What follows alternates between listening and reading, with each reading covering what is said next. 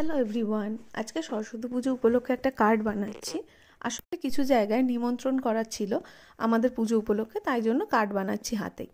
আর হ্যাঁ, প্রথমেই আমি ক্ষমা চাইছি, ভিডিওটা আমার লম্বি বানানো হয়ে গেছে। এটা চওড়ায় বানানো উচিত ছিল।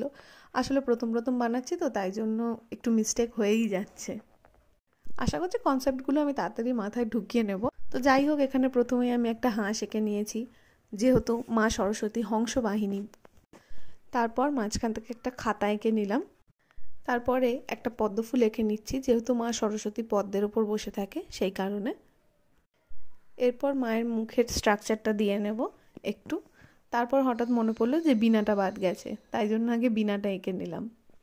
তারপর আস্তে আস্তে চুল, একটা ফুলের ডিজাইন করে দিয়েছি, ওটা কানের দুল। আর তারপরে হচ্ছে শাড়ি পরিয়ে দিলাম, শাড়িতে একটু বর্ডারও করে নিলাম, একটা ব্লাউজ করে দিলাম। তারপরে আর বাদবাকি যা ছিল সেগুলো মোটামুটি একটু কমপ্লিট করে নিলাম। আমি এতে আর বেশি কিছু অ্যাড করতে চাইছি না, এমনিতেও খুব কম সময়ের মধ্যে এটা রেডি করতে হয়েছে আমাকে, সেই কারণে। তারপর ভিতরে একটু লেখা অ্যাড করছি। প্রথমে পেন্সিল দিয়ে রাফভাবে লিখে নিয়েছি, নয়তো ডিরেক্ট স্কেচ পেন দিয়ে লিখতে গেলে যদি ব্যাকাটেরা হয়ে যায়, সেই কারণে। এমনিতেও হাতের লেখাটা আমার মোটেও ভালো না, তাও একটু চেষ্টা করেছি যা হোক করে। তো রাফ লেখাটার ওপরে আমি এবার স্কেচ পেন দিয়ে একটু বুলিয়ে দিয়েছি। আর এই দিকের পাতাটায় আমাদের যা যা লেখার ছিল, কবে পুজো কী বৃত্তান্ত, সেগুলো লিখেছি। এবং এরপর ফ্রন্টটায় আবার একটা কোট লিখে দিচ্ছি। সরস্বতী স্রোত থেকেই দুটো লাইন আমি তুলে দিলাম। সরস্বতী মহাভাগে বিদ্যা কমললোচনে বিশ্বরূপে বিশালাক্ষী বিদ্যাং দেহি নমস্তুতে। এরপর একটু কালার করে নেব।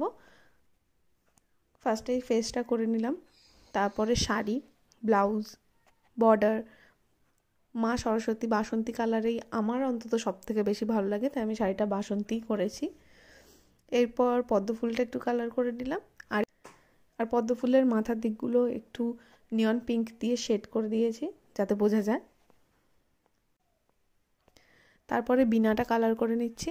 আর প্রথমে আমি এরকমভাবে বর্ডার করে নিয়ে তারপর কালার করি, তাহলে আমার সুবিধা হয়, বাইরে টাইরে রং বেরিয়ে যাওয়ার কোনো সম্ভাবনা থাকে না।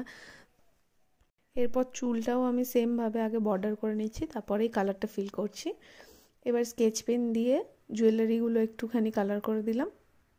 এরপর পেন্সিল দিয়ে আউটলাইনগুলোকে একটু ডার্ক করে দিচ্ছি, না তো সব কালারগুলো মিশে গিয়ে ঠিকঠাকভাবে বোঝা যাচ্ছে না। পেন্সিল দিয়ে আউটলাইন করে দিলে বেশ সুন্দরভাবে ফুটে ওঠে জিনিসটা, মানে আমার তো বেশ ভালো লাগে ব্যাপারটা। আর হাঁস যেহেতু সাদা, তাই হাঁসে কোনো কালার করছি না, শুধু পেন্সিল দিয়ে আউটলাইনটাই করছি। আর বই খাতায়ও যেহেতু সাদাই হয় আমাদের খাতা, সেই কারণে ওতেও কোনো কালার দিচ্ছি না, শুধু হাঁসের ঠোঁটটা অরেঞ্জ করে দিচ্ছি। আর মায়ের চোখটা পেন্সিল দিয়ে পুরো ডিফাইন করে দিচ্ছি, যাতে ভালোভাবে বোঝা যায়। কারণ অয়েল প্যাস্টেলের ওপর স্কেচ পেন দিয়ে করলে কালারটা ঠিক ধরে না, সেই কারণে পেন্সিল দিয়েই করে দিলাম। তো আমাদের কালার করা কমপ্লিট।